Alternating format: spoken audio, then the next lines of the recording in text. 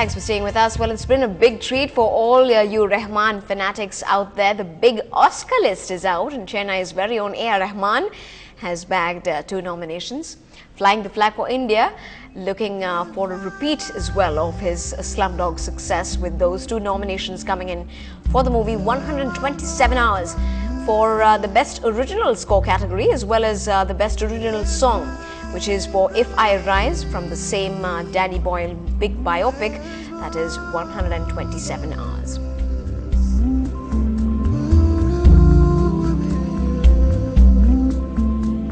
If I rise, one more try. Well, America breakfasted as the 2011 Oscar nominations were announced. The Academy's fondness for the British stiff upper lip was evident in the film's 12 nominations, and the fight between Mark Zuckerberg's cinematic self and His Royal Highness George IV just got more interesting, with the social network trailing the King's speech by 4 nominations. So here are some of those nominees for the 83rd Academy Awards. No surprises, the 10 films vying for Best Picture are The King's Speech, The Social Network, True Grit, Black Swan, The Fighter, The Kids Are All Right, 127 Hours, Inception, Toy Story 3 and Winter's Bone. Meanwhile, in the Best Director category, Darren Aronofsky has been nominated for Black Swan, David O. Russell for The Fighter, Tom Hooper for The King's Speech, David Fincher for The Social Network, and the Coen brothers for True Grit. Meanwhile, in the Best Actress category, there are again no surprises among the leading ladies. Natalie Portman and Annette Bening are the favorites for Black Swan and The Kids Are All Right, respectively. Nicole Kidman gets a nod for Rabbit Hole, Jennifer Lawrence for Winter's Bone, and Michelle Williams for Blue Valentine.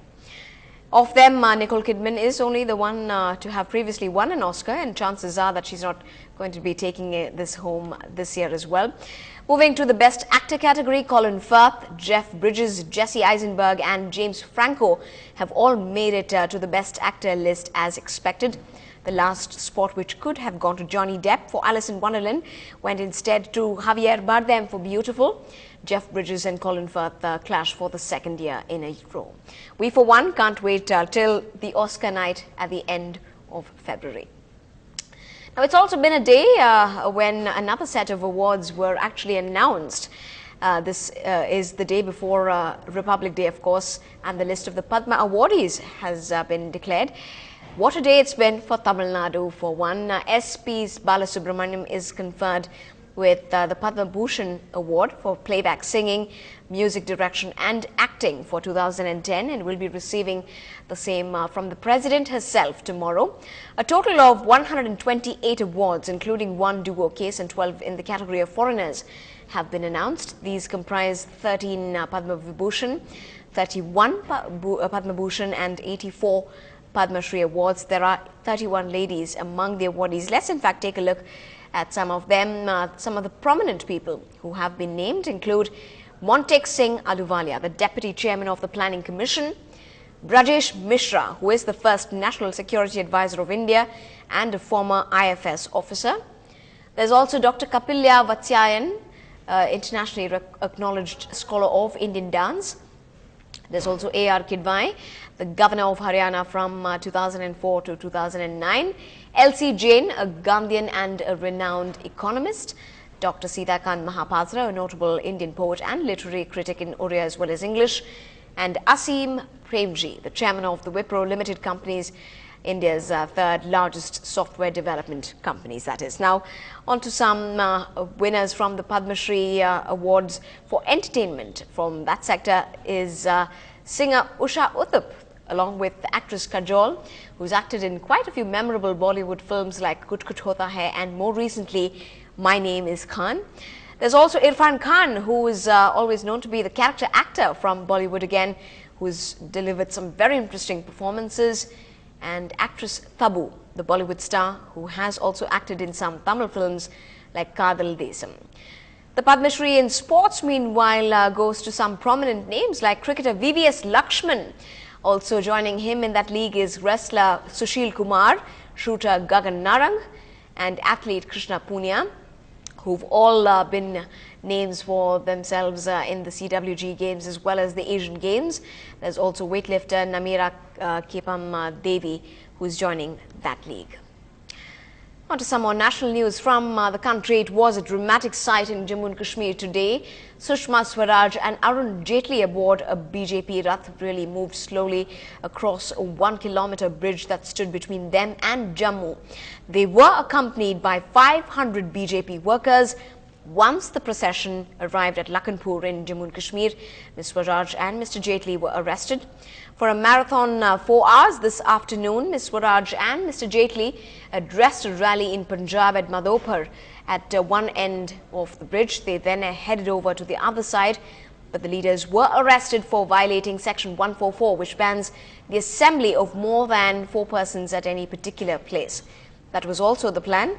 The Jammu and Kashmir government had made it clear that after the bridge over the River Ravi was really crossed, BJP activists would be arrested to prevent them from heading to Srinagar, where the party had been planning to end the Ekta Yatra by unfurling the national flag at Lal Chowk. But the sensitive spot in the heart of Srinagar has, of course, been declared out of bounds by the centre, which wants to minimize tension in the fragile area. But both the senior leaders, Ms. Swaraj and Mr. Jaitley, maintaining that they will go ahead and plant the flag at Lal Chowk.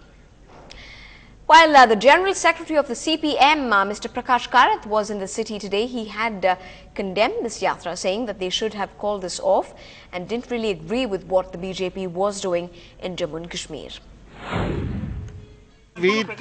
Given the situation in Jammu and Kashmir today, the program that the BJP has announced in Srinagar will be very harmful. It will not help the situation.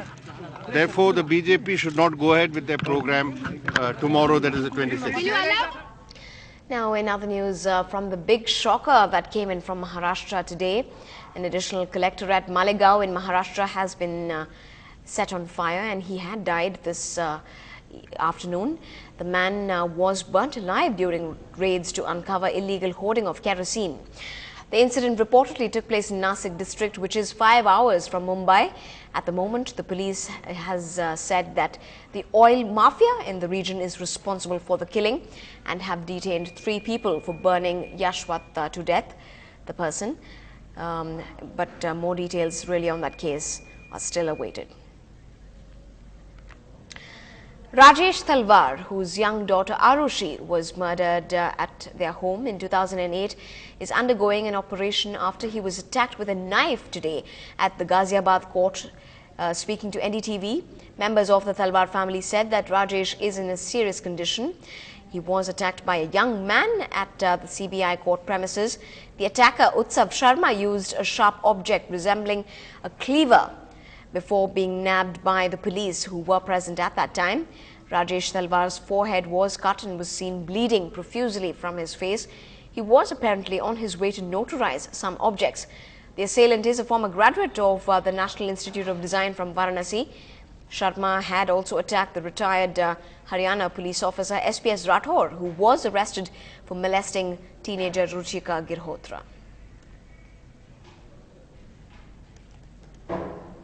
Well, still ahead on the bulletin, the medical tourist to India has one more to add to his list. Find out what that is when we come back.